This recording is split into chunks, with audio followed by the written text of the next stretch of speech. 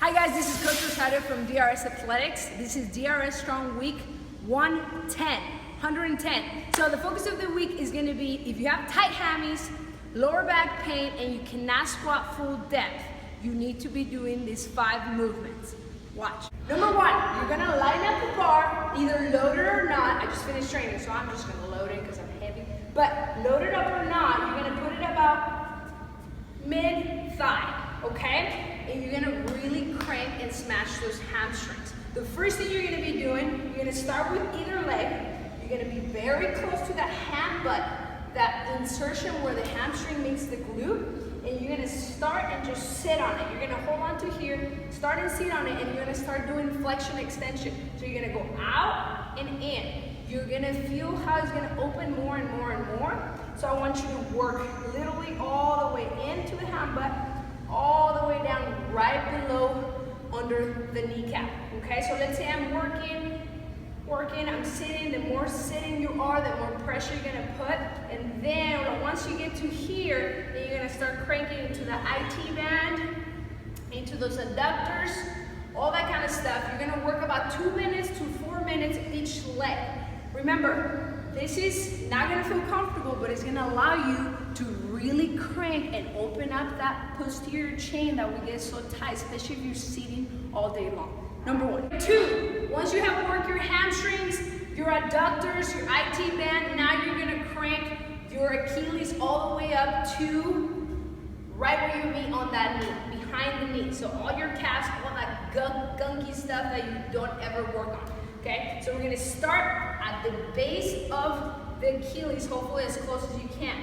Okay, this is actually gonna stretch your hamstrings as you do this. You're gonna hold on to this, and you're gonna crank as you work the range of motion, flexion, extension, and then side to side, then circle. So work that, and you can even put more pressure on it, and you can start feeling, those little hot spots. Okay, as I do that, I'll work all around that, and I'll keep cranking, all the way out to the outside, all the way to out. Here, you can really bring your heel into your butt and really push against your calf and almost try and hug it. Once you get there and you feel comfortable, this is for more advanced that have been doing this for a while, then you're gonna grab onto your heel or your actual ankle, and then you're gonna crank.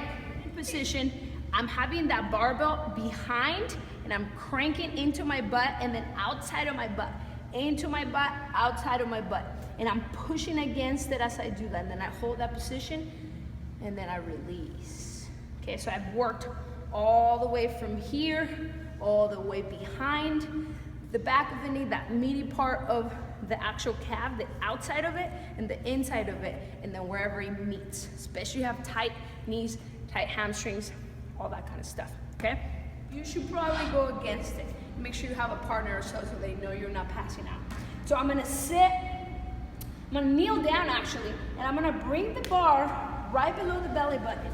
And as I bring the bar right below the belly button, I'm not gonna go straight down like this because you're gonna think you're gonna puke. You're gonna go more into your side, and you're gonna push. And as I do that, I have the back leg straight, the other one bent, and I'm putting pressure but controlling the pressure. Now as I do that, I'm just gonna go flexion, extension, flexion, extension, flexion, extension. So let me show you on the other side. I'm putting it right through that belly button underneath, and then right on top of that hip bone. So I'm gonna go here, I'm gonna go flexion, extension, flexion, extension. Don't put it on the breadbasket, that is not where it goes. Go down and up. You will feel in all these movements, everything opening up.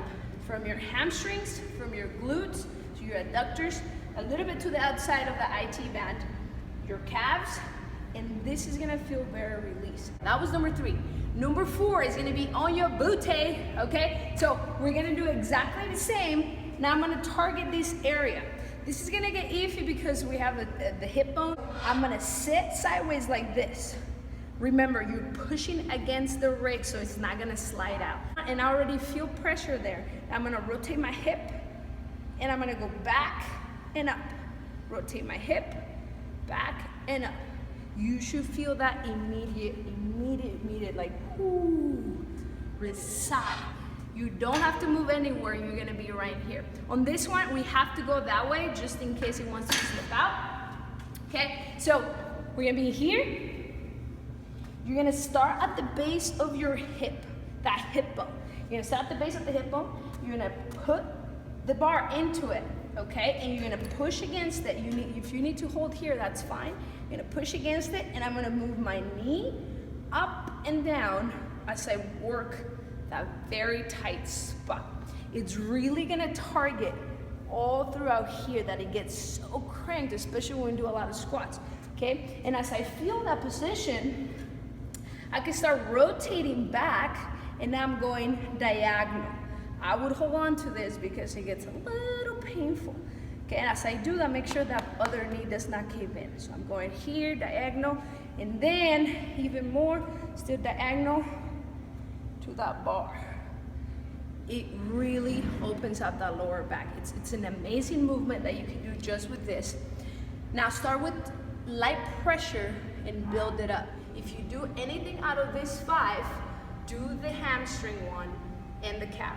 At least the hamstring one, the first one that we started, and you will see a huge difference. It's gonna be addicting because as soon as you do the hamstring, you're gonna feel your calves tying up. And as soon as you do the calves, you'll be like, you know, my lower back's still tight. So then you go to your lower back and be like, oh, now I need a little bit more on my sides and my midline. And then all of a sudden it's like, oh, I can stand up. Okay? So try that out and let me know how you feel.